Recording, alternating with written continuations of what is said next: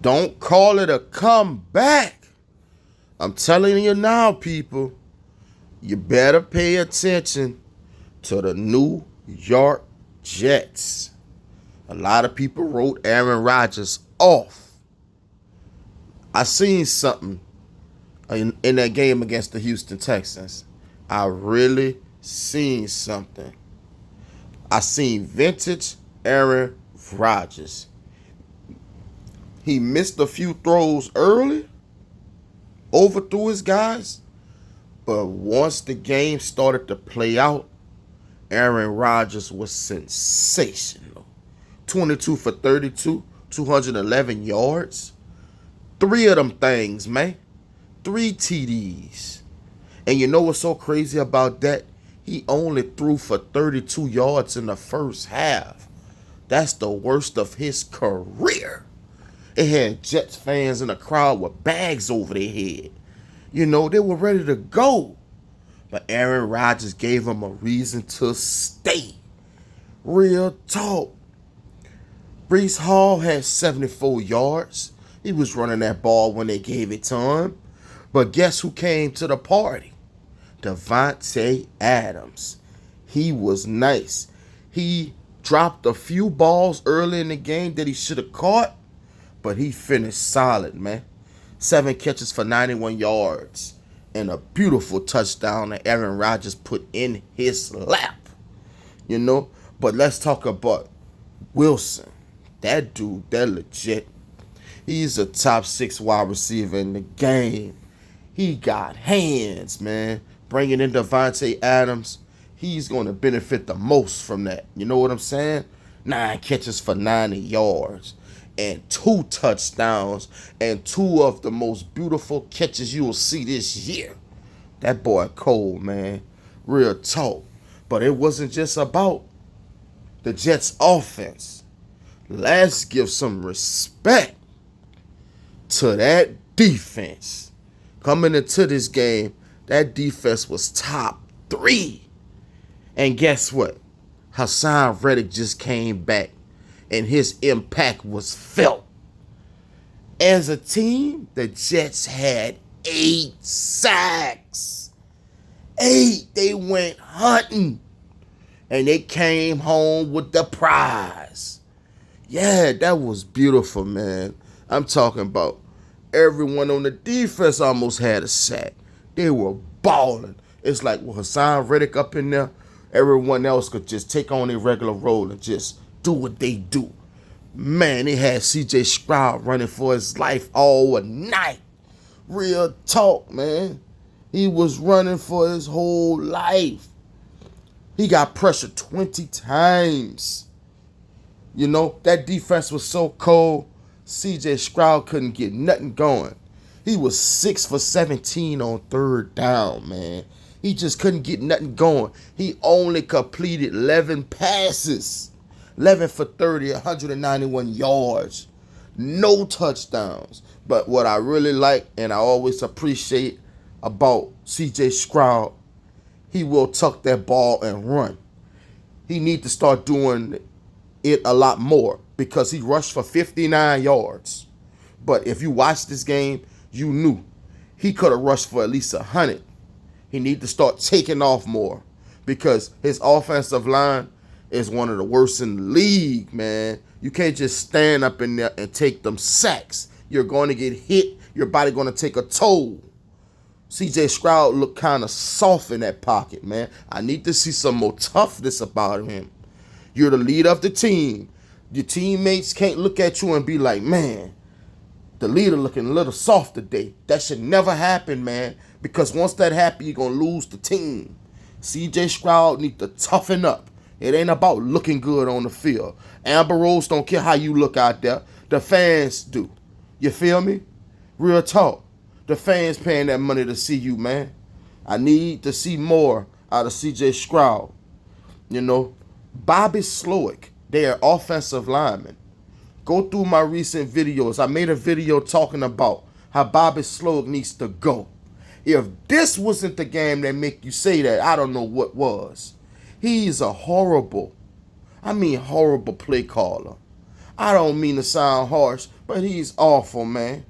There's a reason why C.J. Stroud went 11 for 30. Check this out. The Houston Texans are down their two best wide receivers, Nico Collins and Stephon Diggs. I don't care how good you are, your quarterback gonna struggle when your two top guys are down. Okay, the Houston Texans still have enough to get it done. Tank Dell, that dude is a beast, man. Tank Dell has 6 catches for 126 yards. Robert Woods is a veteran wide receiver in the game. He had 44 yards. And you got Dalton Schultz. He's a nice tight end. And you still got Hutchinson. He's a nice young wide receiver. But I think they need to invest into another wide receiver. But until then, I still think they got enough to get it done. It's all about the play calls. This team never calls slants, hitches, any of them routes. All the routes is to go downfield. You need time for your quarterback to get that ball down there, man. The offensive line not holding up past 3 seconds. And I done seen enough of that offensive lineman named Green.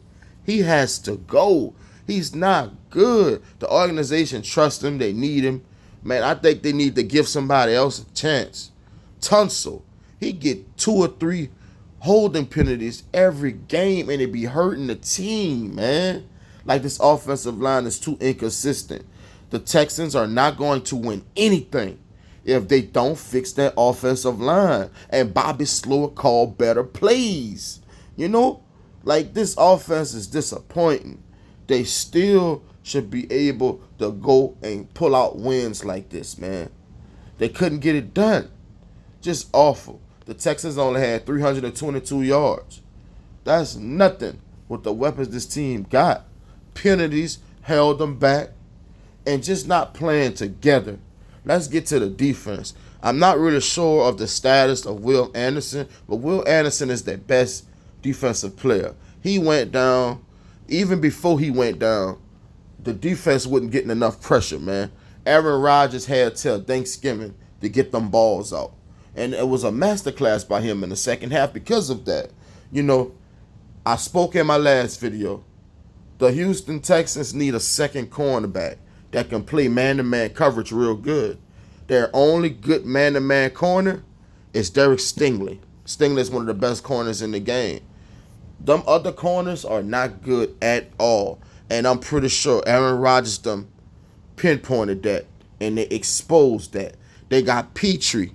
Petrie is a good DB, but in my opinion, Petrie is more like a linebacker, man. A guy you play at the line. He's not a guy that you want back there covering, you know. The Texans need another solid 2 corner to play man-to-man to help out Stingley. You know, because in the NFL, you're going up against at least 2 all-pro wide receivers every game. You know, if not that, an all-pro wide receiver and a guy that could be. You need 2 elite man-to-man corners. I was shocked that the Houston Texans didn't try to get Snead before Snead was traded to the Tennessee Titans. Don't you think Snead would have been a perfect fit on the side of Stingley? Man, that would have been perfect back there. You know, now he's rotting away in Tennessee. Joe Mixon. Joe Mixon had a good first half. You know, the defense started keying in on him, forcing C.J. Stroud to make plays, and he couldn't do it. I like Joe Mixon, man. He run tough. He finishes runs how he's supposed to. He kind of remind me of Marcus Allen on the cool. Real football fans know who that is, you know. But, man, the Texans need to be better, man. I understand they just 6-3 right now. Yeah, they're 6-3, but you could panic because they got an easy division. So they're not going to be tested inside a division. But once again, when they leave the division, they're going to lose against good teams, especially good teams with defenses. You know what I'm saying? They need to fix this. And I need to see a lot more out of D'Amico Ryan. You know, he's a laid-back coach. He always saying things going to be fine. Things going to be okay. I need to see a little more sense of urgency out of him. He too laid back and calm, in my opinion. You know, They don't know if you got any dog in you as a coach. It's like CJ Stroud then took D'Amico Ryan demeanor. No, I don't like that. I don't like that laid back demeanor. I want to see cockiness. I want to see both of my leaders fighting for me, showing me with emotion. That's what this team is missing right now, man. Real talk. But great win by the Jets. And y'all better look out for the Jets, though, because guess what? Their next 5 or 6 games are very winnable. They could easily go 5-0 and be right back in the playoff picture. Mark my words. The Texans better get it together. This Sports Savvy TV. I'll see you on the next one.